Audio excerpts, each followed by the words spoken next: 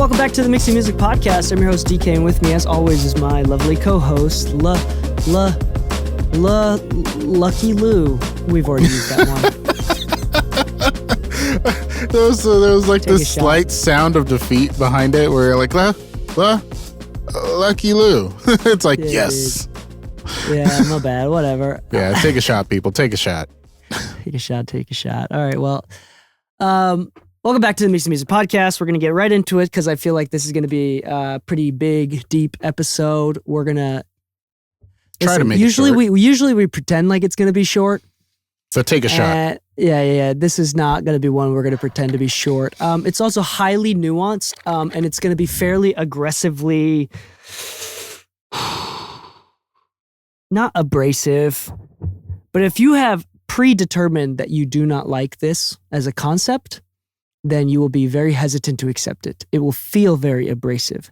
Mm-hmm. I'm going to try my very best to address the nuance. I'm going to try my very best to address some studies and perfect examples and anecdotes, but also realize that there's a lot of nuance to all of this.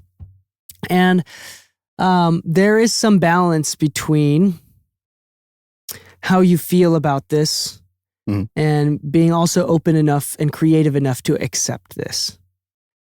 But here it is. You've read it in the title. It's the age-old debate of luck versus preparation when it comes in determining the generalized ideas of success. Okay? What that means. Especially in our world, in art, where everything feels random. You know, there are some types of, we can even argue about the concept of like objective genius, like Mozart. Or do we want to call, who's the guy that sounds like a frog? Like Kermit? Kermit the Frog? No, not Jacob Collier. I can argue that he's also a musical genius, but that is unrelated to commercial success. Sounds like a frog. It's unrelated to commercial success and preference and how easy it is to enjoy someone's artistic endeavor. Something to be said about declinism and personal biases. What I don't want to do is I don't want to be a victim of declinism and find myself biased against new concept, new forms of art, and be closed-minded to those things, but also be able to be open-minded enough to realize that things aren't good just because they're new. So finding the balance between the two. I don't want to overcompensate for declinism and say that because it's new and people like it, that it's objectively, it must be good. It could be, very much could be, but I also don't want to say that it's bad because it's new and I'm unfamiliar with it. So we're going to get into that.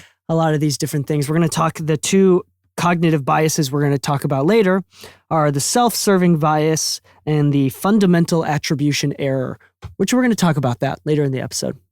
But the age-old debate is success in music about luck or hard work?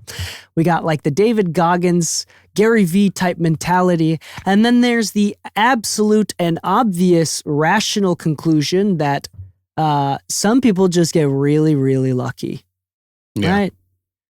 And so the problem with people getting lucky is that when people getting lucky, the rational, hardworking people feel a little bit nihilistic and hopeless for their effort, because like their effort feels a little bit less meaningful when they see someone get lucky and they're comparing. In the opposite sense, when someone gets their success from hard work, people are afraid to put in the effort because they stop themselves because they kind of there's a little bit of naivety that's important in order for people to make impulsive creative decisions. For example, like we've talked a lot recently, something that's been on my mind often is like with Harry Potter. Is Harry Potter, Ron, and Hermione actually courageous, or are they just impulsive as hell and they lucked out on their impulsive decisions, which in retrospect looks like courage? And that's another thing too. A lot of entrepreneurs, a lot of highly successful people are very impulsive and have very low levels of general sense of cautiousness. And when someone is low in cautiousness, which is a part of conscientiousness, we won't go into that. That might be a little bit too deep for people. They're going to be more impulsive. and some people get lucky with their impulsivity. So we're gonna address a lot of these nuances. All right. The age-old debate is success in music about luck or hard work. Why some people blow up overnight while others grind for years. The reality, obviously, luck exists, and it would be prideful and ignorant if those of us that are successful didn't attribute to some sense of luck. Here's the thing about luck is that those that are lucky aren't able to see like they feel. Again, okay, hold on. I'm getting ahead of myself because this is fundamental attribution error. It's personal perspective. The point is, those that are lucky, our minds make it difficult. Our biases and our cognitive biases make it difficult for us to see where luck played a role. And thus it is very easy to accidentally and unintentionally take a route of pride and say it was my hard work. On the opposite hand, it is accidentally easy to overlook our lack of good decisions. So it is easy to overlook and say a consistent set of bad decisions and habits prevented us from getting these good opportunities. Very easy for us to excuse our bad decisions and our bad habits and then attribute our lack of opportunity to just being unlucky, which is also incorrect, right? Some people make objectively bad decisions and some people get objectively lucky. There's the third cognitive bias that kind of combines this all together, which is one of my favorites. The one that I use as a bookmark all the time because I struggle the most with this is the just world hypothesis. We've talked about this in another episode. I'm just going to say that real briefly. Is your preference for a just world makes you presume that it exists. A world in which people don't always get what they deserve is an uncomfortable one that threatens our preferred narrative. A more just world requires understanding rather than blame. Try to remember that we're all fallible and that bad things happen to good people. That's the basis, right? So it's kind of out of control. Unfortunately, our preferred narrative is that people get what they deserve and some people get lucky. That's just not how it is. People that deserve it never get lucky, and people that don't deserve it sometimes get too lucky.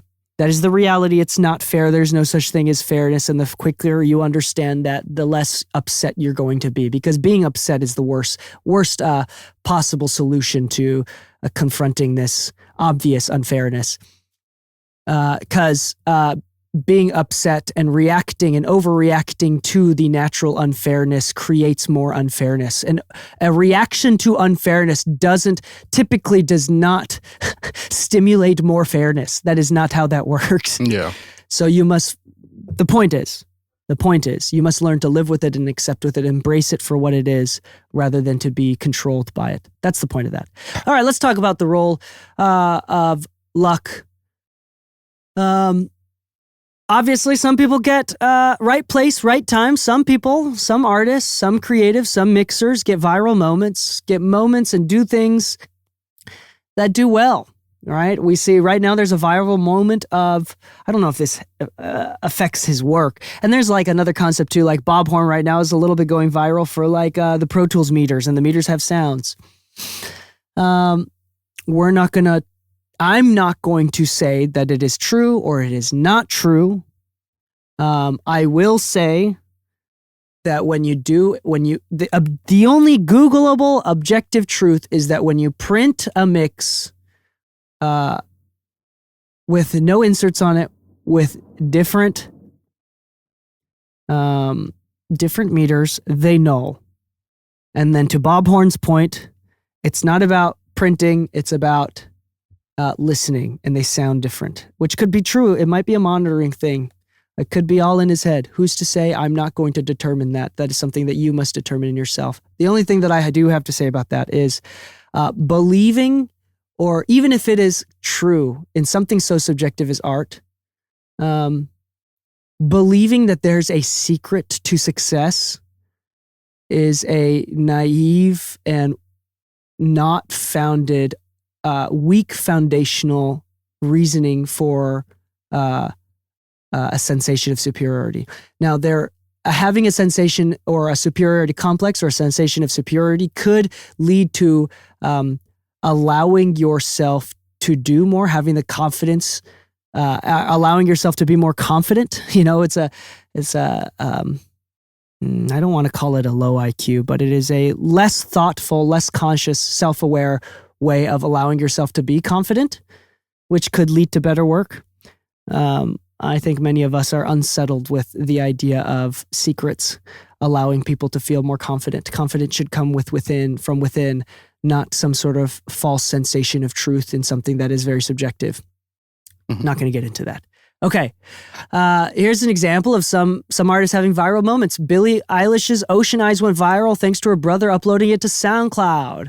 But it was their preparations, the star alignment of Phineas and Billie doing things, possibly the alignment of their parents' influence. It was a lot of alignment of different things along with timing. But just because your parents, listen, if it was as simple as your parents having money, there'd be a lot more viral, huge artists in this world. It's not that simple. You wish it was that simple.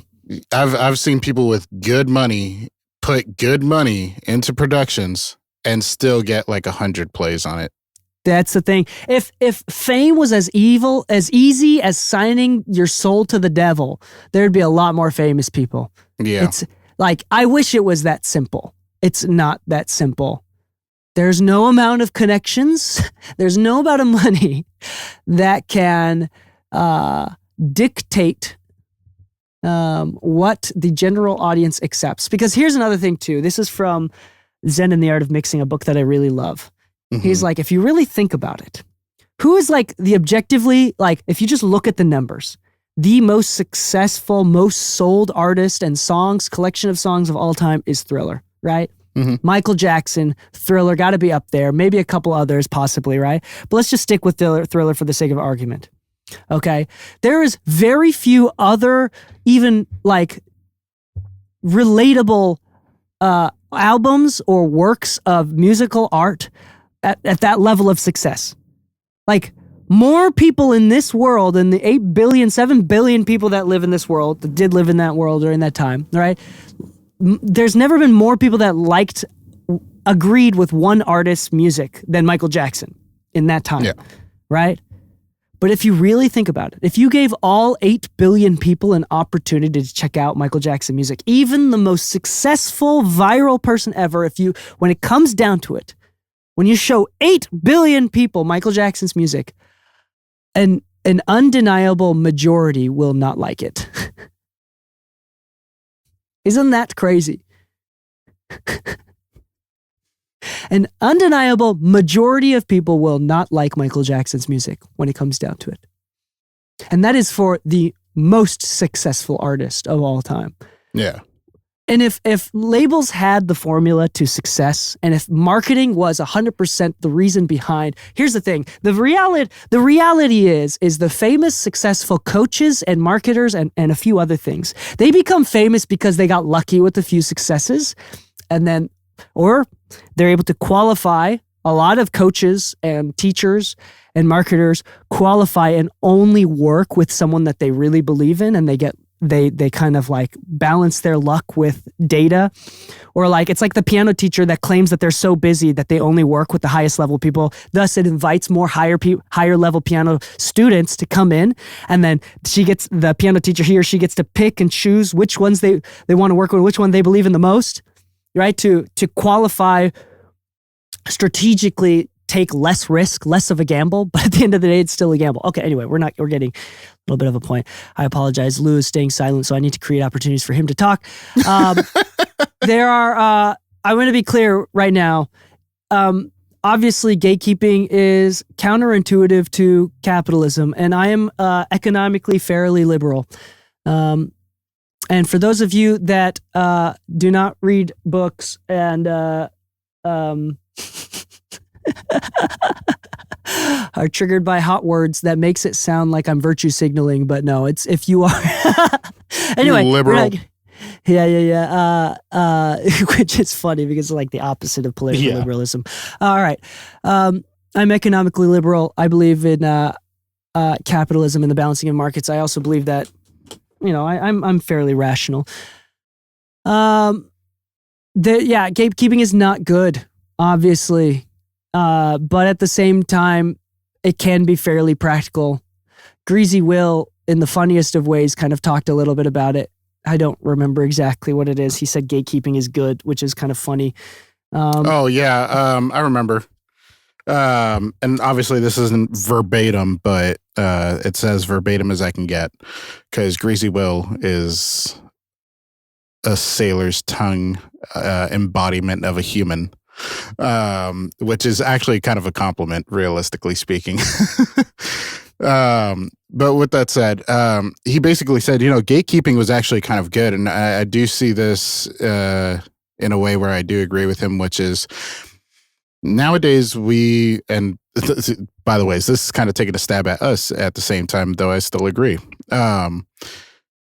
In a world where YouTube, podcasts, and everything can give you all the information and perspective from a bunch of different people very quickly, and that kind of feeds this false sense of actually knowing more than you really do as a listener.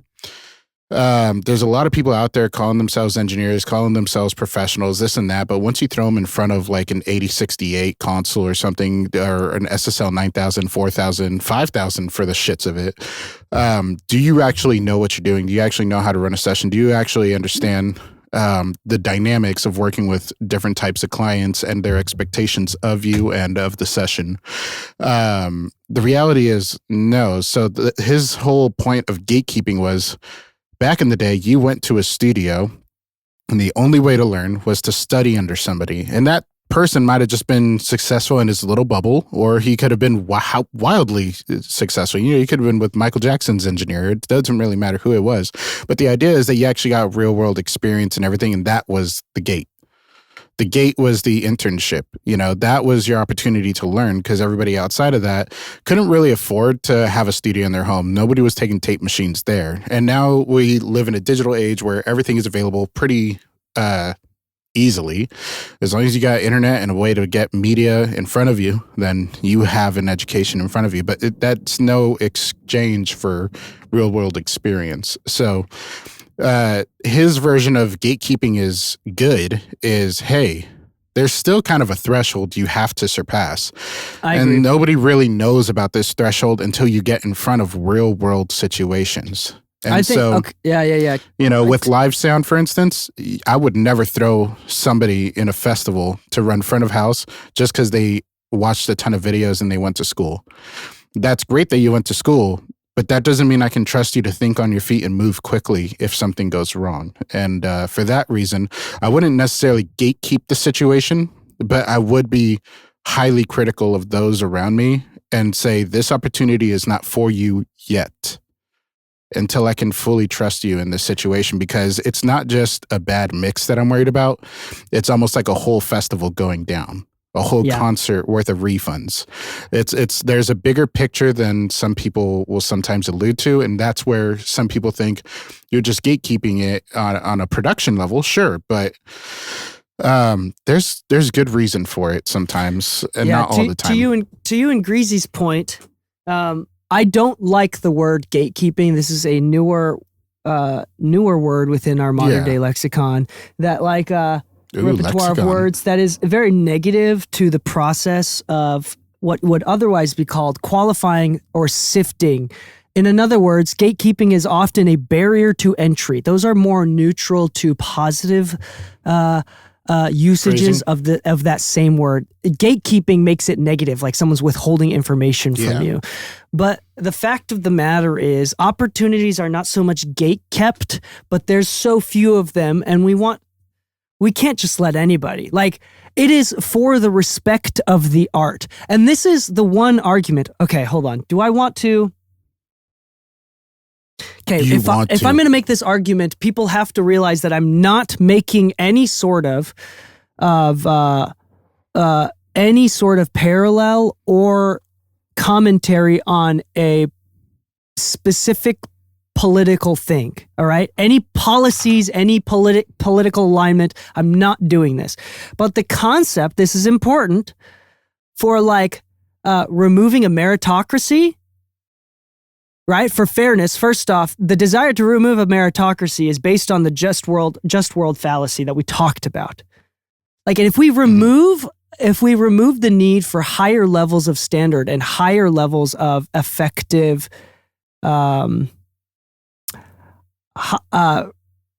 of doing better, of like hiring people or working with people that do a objectively better job, if we lower the standards to make it more acceptable, it'll actually lower the quality of the art. In the case of art, a meritocracy, as unfair as it is, as unjust as it can be, is honorable to the thing that it is for. Meaning art. Like if we do art for art, and that is the purpose, not for ourselves, not for the betterment of a community, not for money, not for housing, not for whatever, right? If the purpose of our doing art is for art, then a meritocracy is only going to help art, right? So let's stop using the word gatekeepers. I'm going to call it just general qualifying or sifting. Like when I'm hiring someone, I want to hire the best of the best. When I hear someone go viral for music, I hope that it's someone that is the best of the best, that has actually tried and respected and honored art. Obviously, I'm not going to be the one that draws the line of who is actually making honorable decisions to progress art and who are just not. Although my opinions have been said in different episodes before. There are gatekeepers. There are people that qualify who they want to continue to work in the industry. A lot of these qualifications in the music industry, especially when it comes to interns. Remember the infamous story of Blackbird Studios having interns use a Sharpie to color in the blacktop in the parking lot, and they would give them a couple days of just doing that all day. Remember this story? And then people would quit because it's a stupid thing to do. And then the people that were dedicated and serious enough to do that for a few days were able to actually get an internship inside the building. Remember this story? Yeah. Anyway, that's like a good example of sifting. And like to one degree, yes, that's unfair. But that is a great example of useful gatekeeping. Like now the ones who deserve it most, the ones that are the most determined, that's like a great example of like, that was like kind of luck, but it was mostly just determination, right? Yeah. We're going to move into that. I don't like the idea of gatekeeping because I think it's good. And gatekeeping and the way that we understand gatekeeping now is more of like a parasitic elite that keeps certain people oppressed. And that's not that's not what gatekeeping is. It's qualifying really and sifting. Yeah. And to say, it's discrediting the value of upholding the standards of whatever specific thing that we're doing. It's kind of funny because like I think of the idea outside of audio, right? But I think of the idea of Japanese sushi chefs like will not call themselves a sushi chef until like a certain point. And for a lot of them, from what I was learning, is it takes about 10 years. I don't know. And I know it's a typical really long path. I don't know how many years it is. Sorry, even though I'm the Japanese one here, I don't know how many years it is. Well, I was learning about it because I want to learn how to make it, and I was like, oh, is there classes for this, and that?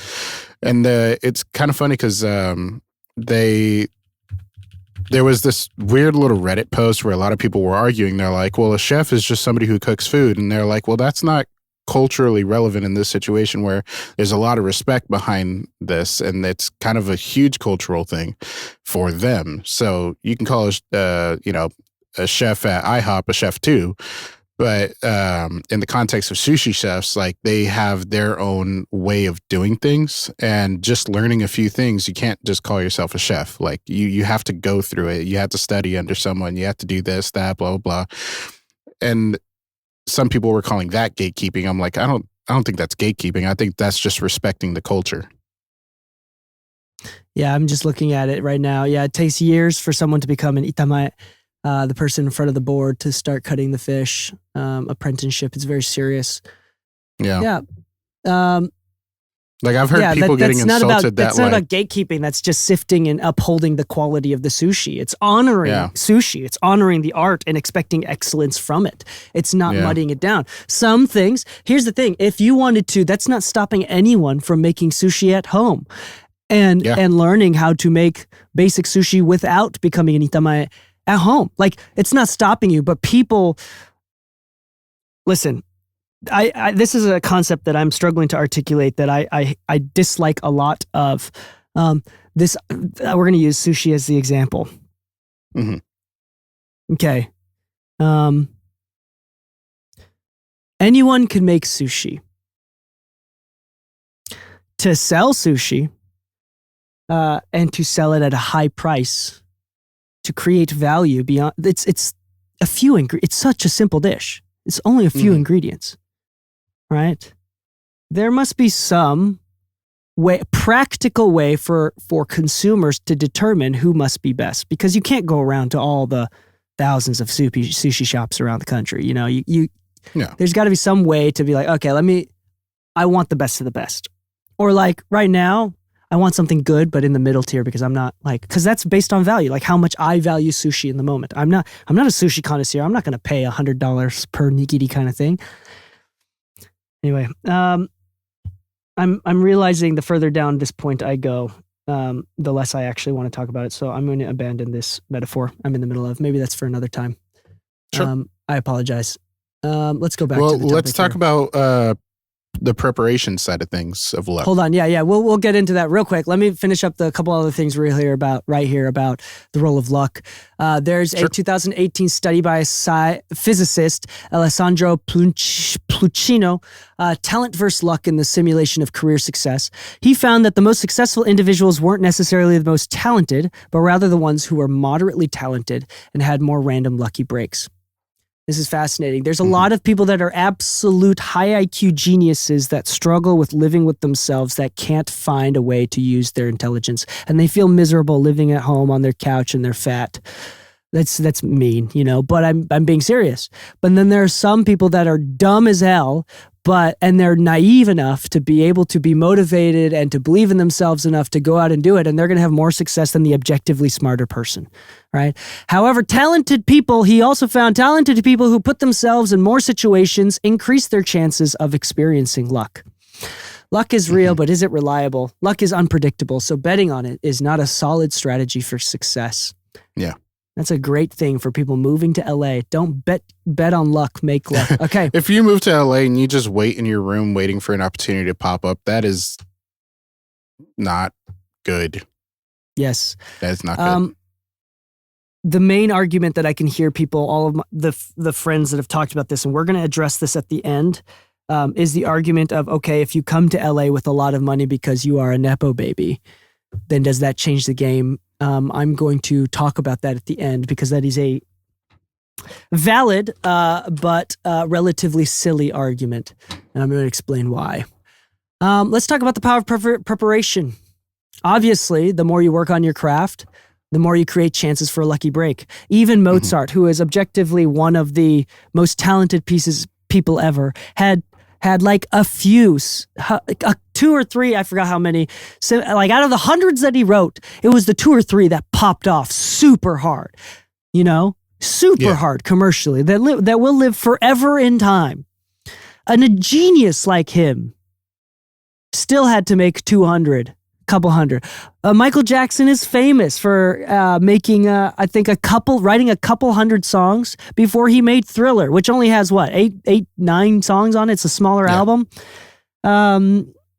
Imagine Dragons in their first debut album. He came to BYU, to my school, and he talked about their manager talked about how they wrote 100 songs and they decided the favorite 12. Like, there is a certain amount of luck even among the skillful. Gary Vee is famous for saying, it is quality over quantity, but it's the quantity that eventually creates quality.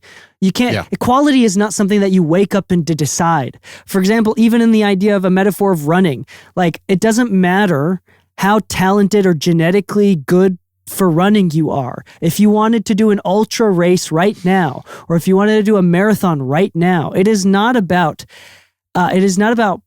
so much as it is genetics, as it is about not injuring yourself. And you have to practice in order to not injure yourself. Like, no willy-nilly, unless you're really young, no willy-nilly in a middle age or above can just get up and run 100 miles without preparation. And the preparation isn't about your lungs, or it's not even about getting stronger necessarily, like in the amount of like strength, like how much you can like lift or squat. It's about getting stronger in the sense of not getting injured. For my 30-mile birthday run, a few of my friends tried to run as much as he's not a runner, but he's young. And he's like, I'm fit enough. I'm confident. He started running. He got injured at mile 12. Like mile 12, he's like, dude, my body is just can't do this. It's not about genetics. It's not about luck. It's about, you got to be prepared. You got to not get injured. I really like what you said about, and I hate how much I like this as a reference point that I might actually bring it up in the future, and I'm calling it now that I will. Anyone can do a 100-mile marathon, but it's more about learning to not injure yourself in the process of it. Learning to not injure yourself is weirdly, I could resonate with that because that's probably the number one concern as to why you would hire somebody or not for certain gigs. It's not that they're going to hurt themselves, but rather if you haven't prepared for, avoiding these kind of disastrous issues, then, you might not be fully ready for that big leap. But getting starting to actually learn to work on that is so important. So it's weird. It's weird to say, but if you wanted to run a marathon, learning how to not injure yourself in the process is weirdly such a good way to phrase something like that. Yeah. It's to another point as well, an extension of your point. One easy argument for any of this is there are musicians that we listen to, Lou, where you're like, this guy is obviously not talented, right? Such a bad artist that there's no amount of hard work that'll ever let this person pop off. Like we just predetermine that. And you know what? Some of those people do pop off. Maybe not to the extent of like an Ed Sheeran or an Ariana Grande. But they find their success. Yeah, but they some of them are able to pay the bills from it. Yep. And it's crazy. And then very few of them, but some of them that are objectively like untalented, like for whatever reason, actually get better. And they learn how to write songs that aren't hella cringy. But some of these people that are just incapable of writing anything, they're so untalented that they can only write cringy music, become famous for being cringy, and find out that some people like that and that's relatable or whatever. They find their niche.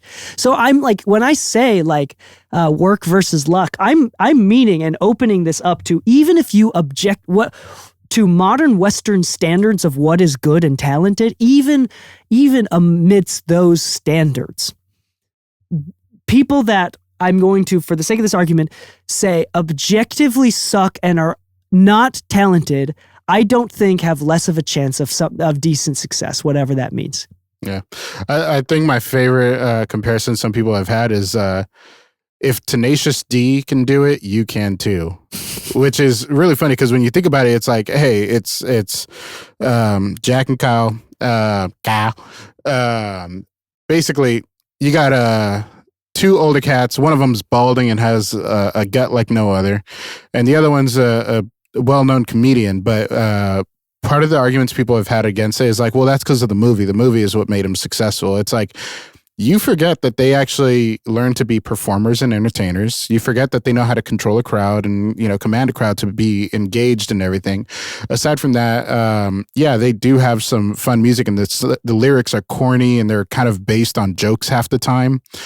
But more than that, if it was really just about the movie, they wouldn't have sold out shows. So as corny as you might think Tenacious D is, there's plenty of people who think otherwise, Yeah. So going back to the idea of like, hey, they found something that works for them. They've kept consistent with it. This is part of their quote unquote luck. Yeah, for sure. Okay. A couple other things that I want to address is Ed Sheeran is a great example of overnight success. Ed Sheeran busking and playing hundreds of shows before being noticed now. And this is like one of the world's top most sold songwriters. People every day passed him on the street and gave him no look, and then overnight, boom, 100, right, whatever. That's people work for a decade to blow up overnight. The entire category of best new artists at the Grammys is funny for that reason, because most of them aren't exactly new. So like, what is the category? What is the definition of the category of like new artist? That's just funny to me. There's studies on hard work and success. Angela Duckworth's research on grit shows that perseverance and long-term efforts are better predictors of success than talent alone. Again, the only reason why I don't like these things because it's a predetermined definition of success. So be open-minded about that. We're just going to say it's a generalized worldly understanding and acceptance of the word success. Usually by financial, monetary factors. Study on musicians. In 1993, a study by Erickson et al. On violinists found that top performers practiced 10,000 hours by the time they were 20, while average performers had about 4,000 hours. Mm-hmm. Ooh, so it's about, I would say that's more about focus, possibly could be more about focus and dedication and liking the craft. You can't do 10,000 hours unless you like the craft. Yeah, I would shoot myself if I had to do something that I hated for 10,000 hours. Yeah, like if you really like mixing, you're going to accidentally come across 20,000 hours, or 10,000 hours. It's going to be an accident. There are days when I'm supposed to go to bed, but I see my board and I'm like, you know what? Let me try something out. I wanted to try something somebody told me about, and you actually like play around with it. Suddenly I'm in front of the console for 3 hours, and I'm supposed to be going to bed. Yeah. There's also something to be said about, like, I don't mean to get super Japanese and philosophical here about this, but like also the idea of like in retrospect, isolating different variables and determining that this one isolated variable, like practicing 10,000 hours before they turn 20, is like the reason for their success is kind of dishonoring the original concept of practice. It's like finding certainty and reason and meaning in retrospect kind of dishonors the original thing, I feel like. And that's more of me being Japanese. It's like a very Western concept to like want to explain things and give meaning to things. For example, like even the concept, the pop concept of ikigai, which is a very popular concept in American current philosophy. Ikigai, the Japanese concept of ikigai, is actually so backwards. They're like, find meaning in your life, find meaning and understand your why of why you do things. Like if you really should love everything like this, the thing that you do. No, ikigai is not at all about meaning. In fact, meaning and the why is exactly the opposite of what ikigai is. Ikigai is about fulfillment, regardless of meaning and why. In fact, ikigai is kind of like so much about fulfillment that you must throw away and understand that the why gets in the way of fulfillment. When you need meaning, when you need a reason to do something, that gets in the way for just enjoying things because you enjoy them. When you need to have a reason to run a marathon, that takes away from your desire of running a marathon, the honor of running a marathon. Some people just like running. That's fine. Yeah. Some people like to make takoyaki until they're 90 years old and can't stand up straight, and that's their ikigai. There's not much meaning or why behind it. Sure, they might like takoyaki, but there's probably like some form of intentional childlike spontaneity and acceptance that they just like it and don't need to give much reason to it. So it's like almost the exact opposite of how Americans understand ikigai. Very frustrating. I've seen so many X posts and Instagram carousels of like different Japanese concepts like kaizen and other Japanese words that they like over extrapolate and give false meaning to and use emotional manipulation to like use this like the exoticness of the foreign language to like give a false sense of meaning and like misinterpret things to like basically philosophically masturbate. It's just so gross to me. And like using my exotic foreign language, like it's not racist, but it borderline feels like it. And every time I see those, it triggers me more than it should. No, ikigai is not about why and meaning. It is not at all about that. It is the absence. Fulfillment comes from the absence of why and meaning. That's what it is. It cannot be more of an opposite to that. All right. We're going to move on. Maybe we could do an episode about all these pop Japanese words in philosophy and how these non-Japanese people have written books and made lots of money off of just incorrectly. All right, there's something. All I know is I'm going to get Getty tattooed on me. No, like here's the thing. This is the thing. All right. Well, I was talking about this with my wife yesterday. Let's say that I tell you a lie. I give you a story that is not true. I make up and lie to you a story that builds your faith in God, right? And you benefit from it. You have more faith now. You have more hope for your life. You find more compassion. You find more self-love based on my lie. Mm-hmm. Is that okay? Is that acceptable? No, it's very utilitarian. It's very ends define the means. It's kind of the basis of a lot of bad authoritarian political and economical foundation. It's bad. It's not good. Here's the reason. Because if you find out in one way or another that I lied to you, you won't go back to your baseline level of faith. You'll have less than baseline because you'll feel betrayed. Mm-hmm. Does that make sense? Yeah. Like, even if at a temporary basis you believe in a lie, you can't. All right. I forgot what the point of me explaining that was. Sorry, I'm getting on a tangent. All right. The psychology of luck versus preparation. Now we're going to talk about self-serving bias. Self-serving bias. You believe your failures are due to external factors, yet you are personally responsible for your successes. Isn't that crazy? I'm going to read that again. You believe your failures are due to things out of your control, external factors, yet you're personally responsible for your successes. See, when I succeed, basically, self-serving biases is when things don't go my way, it's oppression. It is bad luck. But when things do go my way, it's because I worked hard. That's self-serving bias. Many of us enjoy unearned privileges, luck, and advantages that others don't.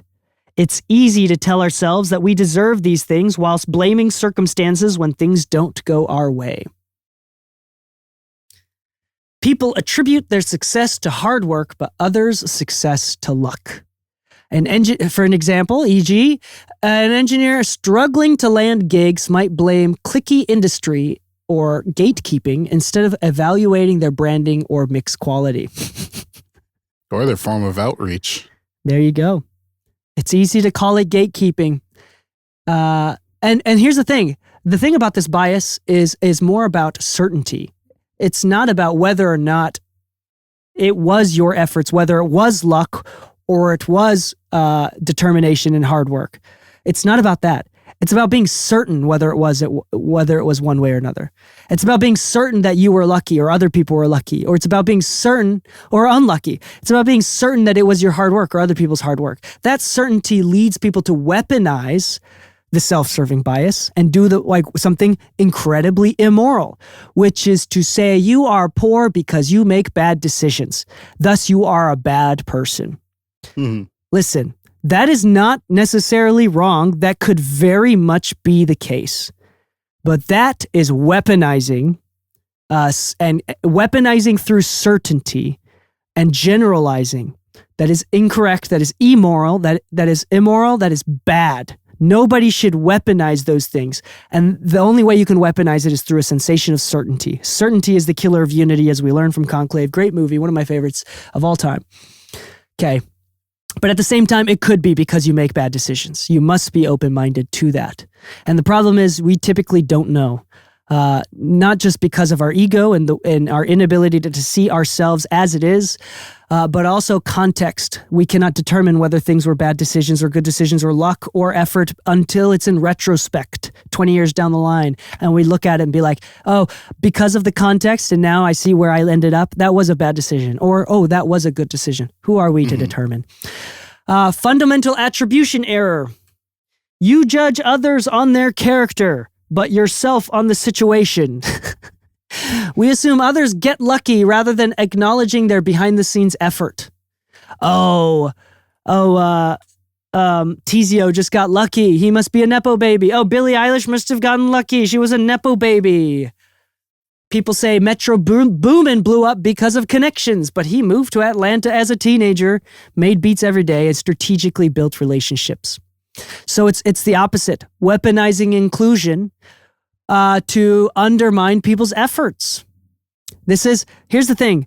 People that want to be open-minded and accepting and gracious will weaponize that sympathy to undermine people's efforts. Just like people weaponize people's bad, just like in the other way, we weaponize people's bad mistakes. Or we're certain about the bad mistakes. Oh, you must have made bad mistakes. That's why you're poor and less successful. No.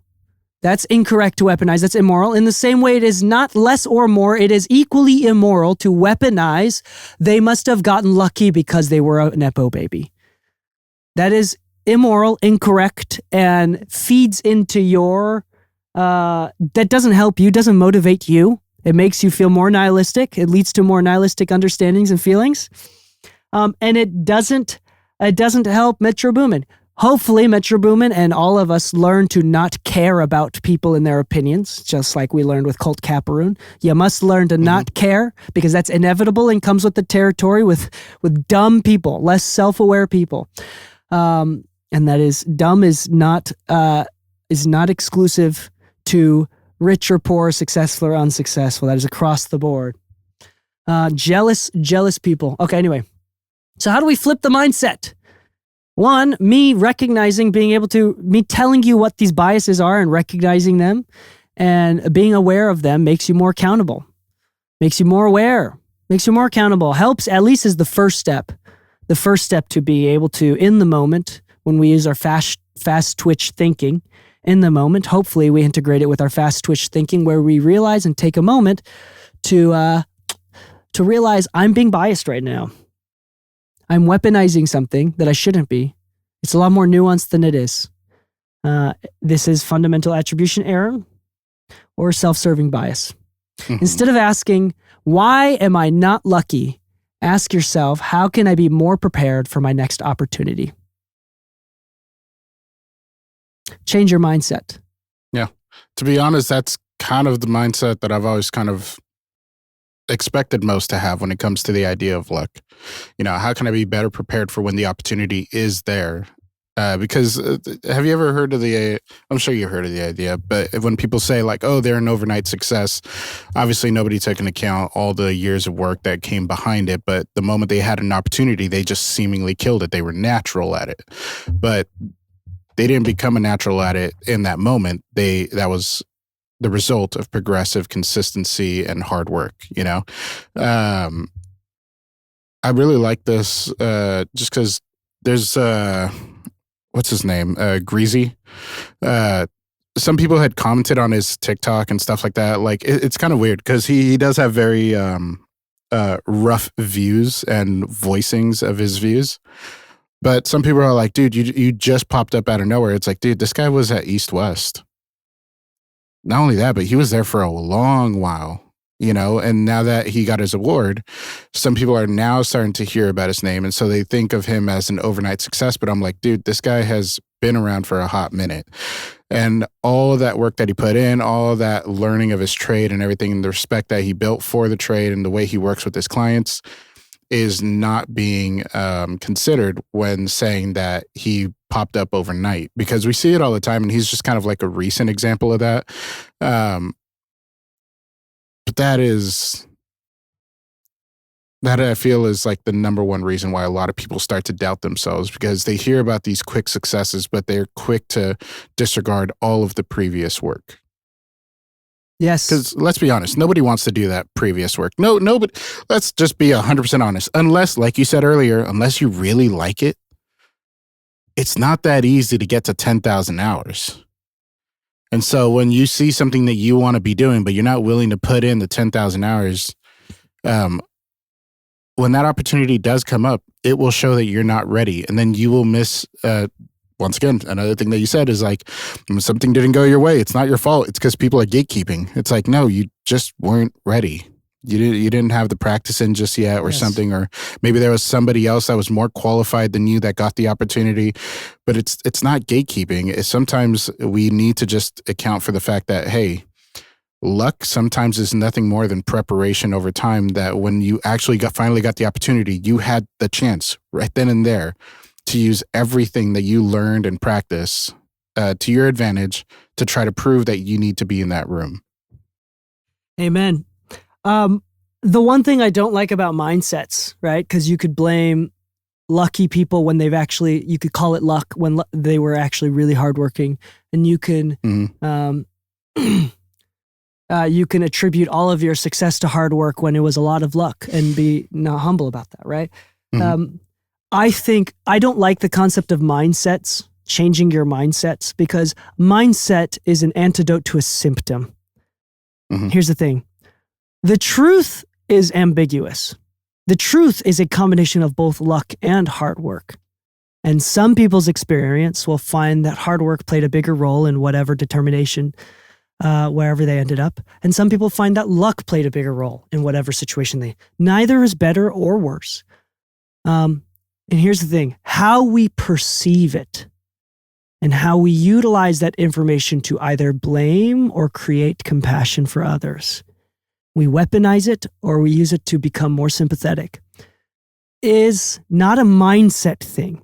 It is something deeper that usually comes. So if you weaponize those things, if you're incapable of seeing things as either people are too lucky or it's because of hard work, you lean too hard on one side, then it is a projection. It is unresolved emotions. It is unresolved experiences. There is either some bitterness, some resentment with self, lack of confidence, for whatever reason. These are unresolved things that lead to the symptoms of being closed-minded, to being myopic, right? And to not be able to see things beyond your own specific circumstance, to be susceptible to becoming a victim of cognitive bias and intellectual dishonesty that those people will then utilize to rationalize becoming cruel and mean. And that goes both ways. It is cruel and mean to say someone that worked hard, to say that they didn't deserve it because they're a Nepo baby. That's cruel and mean. As much as it is cruel and mean to say that others haven't had my success because they don't work as hard. Both are cruel and mean. They're not mutually exclusive. The truth is a combination of both. And the one who draws the line, it's not about hard work or luck. It is the person who draws the line that is incorrect and immoral. Okay. So I don't like mindsets. Mindsets as a temporary fix to a deeper unresolved issue. So get those resolved. This is why we talk about going to therapy, talking to people, thinking through these, whether it's through meditation or speaking to someone that has intellectual integrity that you trust, not being in an echo chamber, doing the hard work of confronting beliefs that are opposite of yours, and not just doing that out of superiority to dominate, but being open-minded to listen, to understand their concept. Just like was it this episode that we talked about with beans with you? And understanding was it that we talked about coffee beans? Was that this episode? That might have been the last one. Okay, so if it was the last one, then Lu made a claim that coffee beans, some are for espresso, some are not. In the context that some beans, darker roasts or lighter roasts, are used only for espresso is not true. By definition, it's not true. But there are a lot of companies, in the context that there are a lot of companies that mark their freshly roasted beans for espresso because that's how the testing and the tasting went for that blend of beans. That's true. So Lu was wrong or right depending on the context, right? And so understanding that context, everything is contextual and there's nuance to it. In America, especially current day America, the Western world values meaning and understanding and oversimplification of things. We think that the truths in life are simple. That is not the case. That is not the case at all. Oversimplification leads to prejudice, leads to an excuse to be cruel, possibly. It leads to naivete. That is not true. I believe that the devil deals in black and white conceptually. Not specifically Satan himself, but like the concept of evil. Evils deal in absolutes, in certainty, in black and white. To give you a quality reference there for anybody who's into Star Wars, only a Sith deals in absolutes. great. Amazing. Perfect. There is no such thing as absolutes. And I'm not one to become super theological, but if you are, a solid pushback, well, not solid, but a common pushback is people that come from a Judeo-Christian background. If you're Christian, right? Now think about it. God himself across the Bible has never been straightforward. Like, it's pretty ambiguous. Like, he's like, am I going to commit genocide today, or am I going to be the most forgiving person in the planet? Like, there's no consistency. The only person that is consistent and absolute is Satan himself within the scripture. Also, think about the least utilitarian person you could possibly find in the scriptures is Christ himself.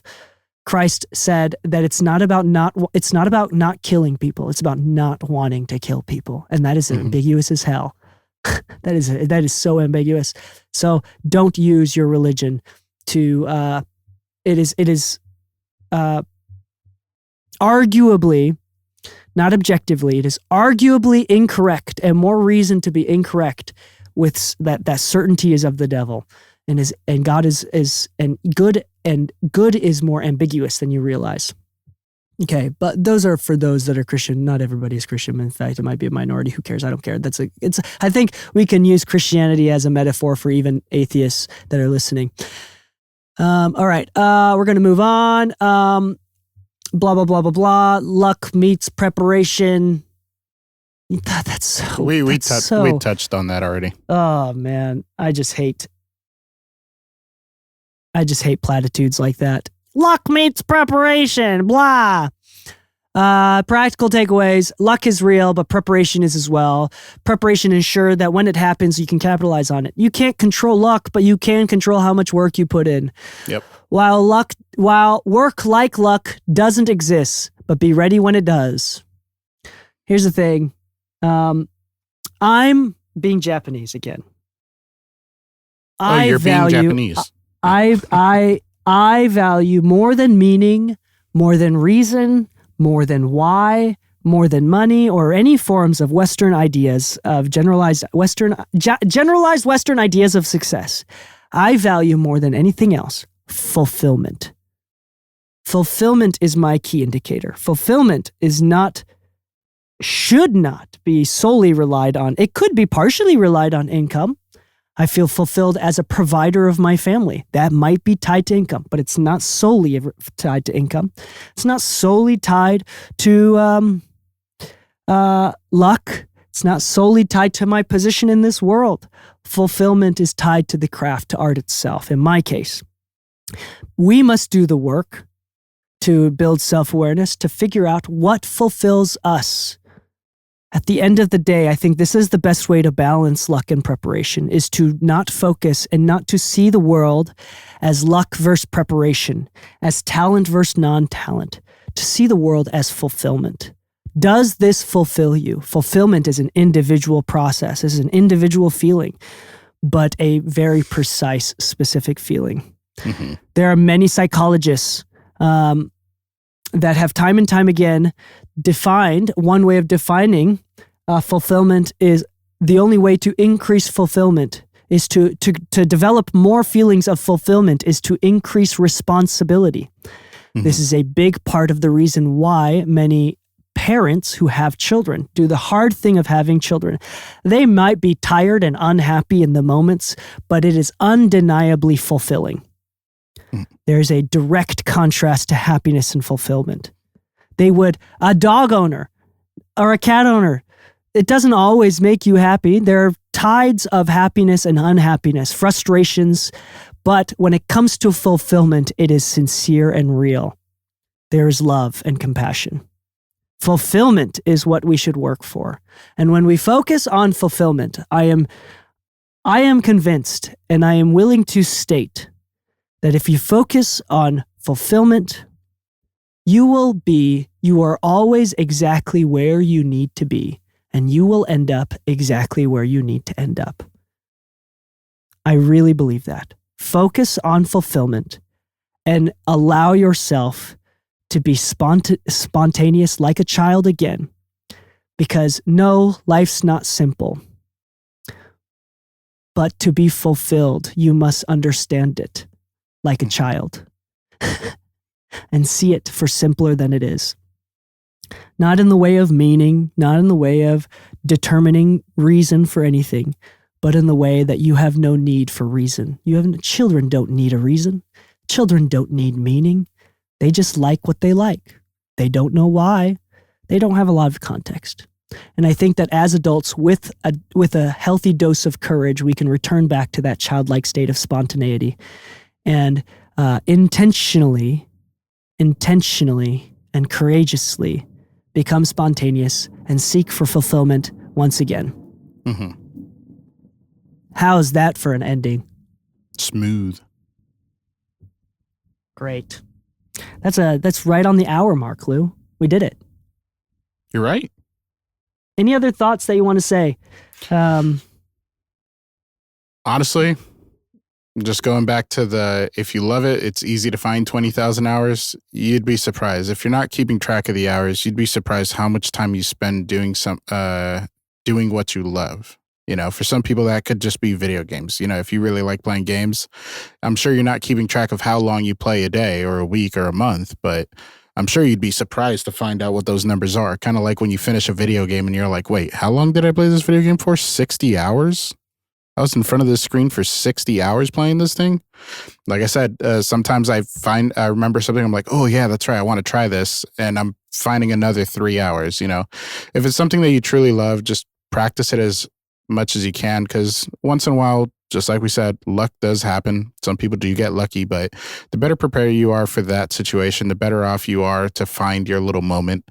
And I'm not trying to minimize it by calling it a little moment, but I found in my life that building solid relationships and maintaining them over time have yielded more fruit than waiting for a lucky opportunity that I blindly prepared for, not knowing what that opportunity might be.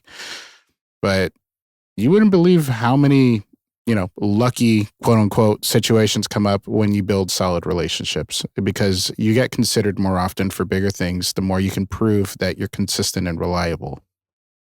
For sure. Yeah. And like we said earlier in the episode, where you can increase your chances for better luck. If you've determined that you want to be in the music industry at the label level, for example, at a much higher level, and if you're starting out, why would you not move to LA? Yeah. That is a great example of choice. You can choose to increase. Being in LA doesn't determine for sure, but it's statistically increasing your chances. Proximity is a thing. Statistically increasing your chances of running into luck and networking with the right person. So, there you go. Anyway, on that note, please subscribe to our Patreon. We have a lot of free stuff on our Patreon, mixingmusicpodcast.com/exclusive or /Patreon. If you sign up as a free member, you get access to a bunch of free PDFs and free things. I don't know what it is, depending on when you listen to this episode. It could be a bunch of different things, but there's definitely some free stuff there. As well as if you do pay the $4 a month, then you get access to hundreds of exclusive episodes, just doubling the catalog of Mixing Music Podcast episodes, of all technical tips and tricks. They're really fantastic. I'm sure that you've seen the archives that we bring out onto the main feed once a month or whatever rhythm that we're putting them out in. Anyway, so go check that out. That's the only really sponsor that we always have. If you haven't already, rate the show 5 stars. Leave a couple words if on Apple Podcasts if you're listening there. That helps us a lot. Please share this with your friends. And on that note, happy mixing, my friends, and stay saucy.